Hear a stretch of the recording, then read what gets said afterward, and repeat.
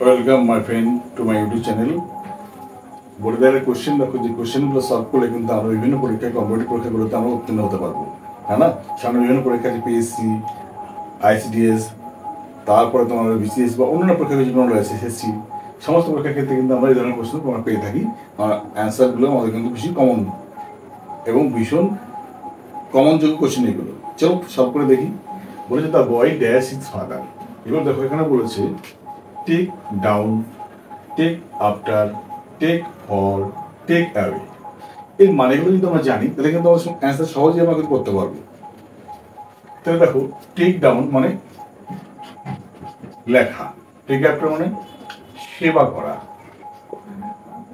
Take for মানে take away মানে সরানো, আর টেক ফর মানে হলো মনে করা। তাহলে কোনটা হওয়া উচিত? দেখো, দ্য বয় নিঃসন্দেহে ছেলেটি তার বাবাকে সেবা করবে, টেক আফটার, তাহলে এটা হবে অ্যান্সার টেক আফটার।